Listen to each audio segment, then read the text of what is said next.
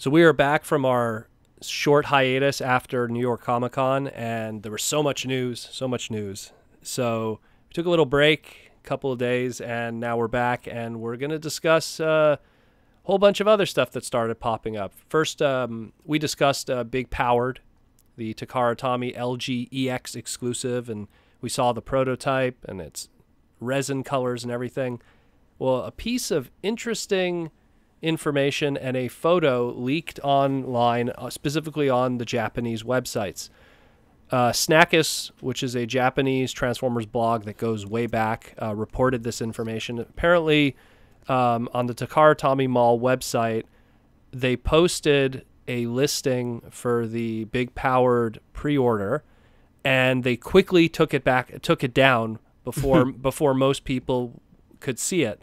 But due to the, I don't know, I guess the algorithms and the way that the website was programmed, a lot of times when you look at stuff on the website, it also shows cross-sell stuff. We see that on Amazon sometimes, where they tell you stuff that are recommended to you. Oh, you like this? You like this, that. You might like that. So yeah, exactly. So if you went on certain Transformer items or certain items, they would, even though the listing for the Big Powered, the photo and the purchase it was taken down, for some weird reason, the thumbnail for the cross-sell was still found if you went into other listings. They'd be like, if you like this, why don't you buy Big Powered?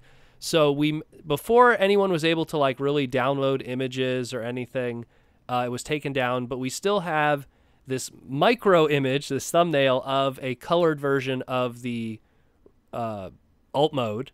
So it's unfortunate because no one was able to get no one thought to save any images, save images of the robot modes or anything. So all we right now have is just the color images of the alt mode, of the combined 3 characters of Road Fire, Sonic Bomber, and Diatlas. And of course, also with this cross-sell, it lets us know finally, what is the price for this and what is it going to cost us?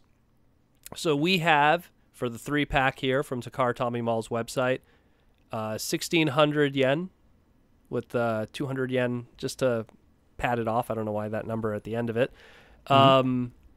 which leads us to about an exchange rate of, I'd have to say, about 140 American, which in all honesty isn't terrible, considering that, again, we're talking the Overlord mold here, so that's a leader class in there. We're talking 2 deluxes in there. So when you think about what you were spending on, let's say, Legend scale stuff, it pretty much matches up, because the average Legend scale figure was between $30 and $40 when it was a deluxe, and the average Legends related figure when it was a leader class was sometimes between $60 and $100. So it kind of balances out. So it's not, you're not paying a premium price for a premium item.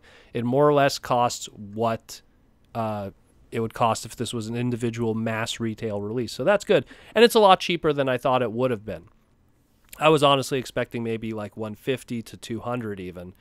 And considering, this is like the first time in a long while we've had any of these characters in a modern interpretation outside of an obscure King Atlas or a Sonic Bomber rename from, let's say, Galaxy Force, which, again, those aren't those characters. They're just the names put on those characters or sound-alikes.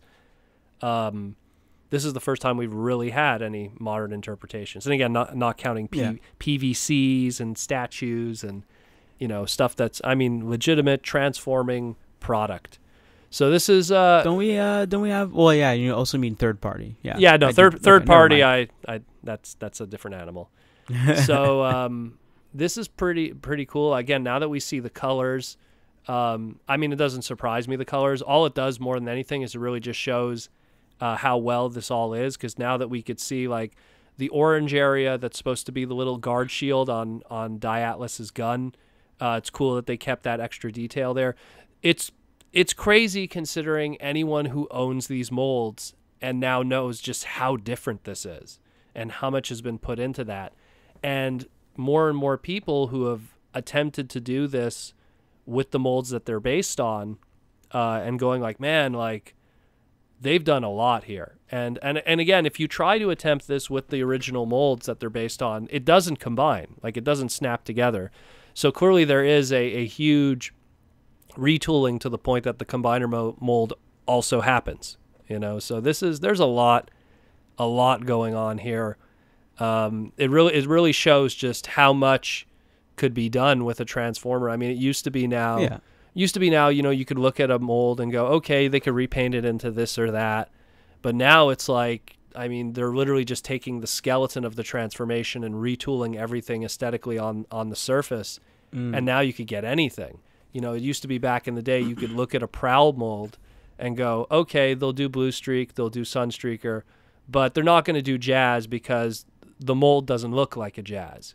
But now it's kind of like they just look at the general transformation and they could just reshell the whole thing from the ground up. And as long as the transformation works for their intent, they could really pull stuff off. And I mean, this is not only. I kind of feel it reminds me of when way back in the day we were like, oh, cool, we're getting a Generations. What's his name? What's his name? The Corvette, the blue Corvette, Tracks, yeah. And then they were like, oh, we're going to be making a Wheeljack. And so we saw the Jazz and everything, Generations Jazz. And we're like, oh, they're probably going to take the Jazz and retool that and make the Wheeljack. And then lo and behold, they took the Tracks and made it into the Wheeljack. Yeah. We were completely off base on that one. And again, like... So I think they're getting a lot better at doing that, about the big curveball that you don't see coming kind of thing. Well, this probably has to be, and I can't even think of any other examples, but this probably has to be one of the biggest retool jobs that I've seen in a very long time for a Transformer toy. Like I mean, if we like pull it back, back in the day and we look at Generation 1, you get stuff from like Inferno into Grapple and the mild changes there, and the same thing with like, again, going into even the Datsun brothers and stuff like that.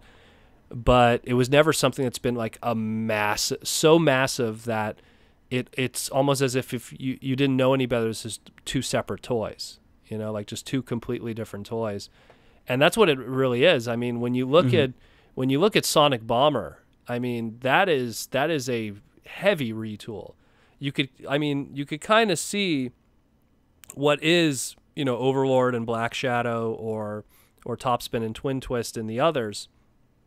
But I mean, that Sonic Bomber is completely different from what it was originally based on, and it really makes me wish now I could see those robot modes, because that's the thing that's going to really settle everything ultimately in the end, is going to see just how different those robot modes look from Misfire, Black Shadow, Sky Shadow, and Twin Twist, or Overlord. And the second thing I want to know also is just like, because all of these are Titan Masters or Headmasters in Origin, and how are they going to interplay that into the gimmick here? Is each of the Titan Master heads, are they going to, because each one of these characters also came with a Micromaster. Okay. Like to give an example, Sonic Bomber came with a Micromaster called Sonic, not really an original name, but came with a little Micromaster called Sonic based off of, I want to say, a 1981 Porsche. The Porsches that had like the flat headlights that were like almost parallel with the hood. You know what I mean? Are those the ones that come up? Are those like the pop-up headlights that come up from the but like when they're flat, when they're not pop-up, they're flat and circular to the hood. You know? Oh, okay, yeah. So like he was based on one of those. So the back end is very round, right? It's very curved. Yeah. Okay. So he was like based on one. Again, it's a Micromaster, so there's only so much detail we're pulling from it, but he was kind of based off of one of those, and that was a mold unique just to that release. And so here's this character Sonic, this little Micromaster that came with Sonic Bomber. Are we going to have, his Titan Master transform and have the details of, let's say, the robot mode of Sonic, or at least the color scheme of Sonic, which isn't much really. It's a lot of black and white. And the same goes again with Diatlas and Roadfire. They also had like unique Micromasters and stuff like that. So it's really for the Sonic name, I was assuming that it was like kind of similar to Skylynx. You have Sky, which is like the bird, and then Lynx is the actual Lynx part at the bottom. In the case of the Micromaster, it wasn't related to the character. Like it wasn't a combiner thing. The Micromaster was just a lot of the Zone characters, and then later on the Return of Star Convoy characters, also known as Battle Stars. A lot of the bigger toys came with a Micromaster. The most famous example being Star Convoy, aka Optimus Prime, came with a Micromaster Hot Rod. So it's the same thing. So Sonic Bomber came with a guy named Sonic. It wasn't, it wasn't very original. They weren't even trying. Yeah, but like it's Japan, so to them Sonic doesn't even mean anything. Like, it's hip English. So this is cool. This is really cool. I hopefully we'll have some, like, I mean, the image that we have is really blurry because it's been blown up, but at least we have a price right now. We know 100% where to get it. For all we know, by the time you guys are hearing our voices, we might have proper images, but I want to see those robot modes because that's really going to seal the deal for me. And, I mean, geez, like, so much is retooled here. So we'll definitely talk more about this as it develops.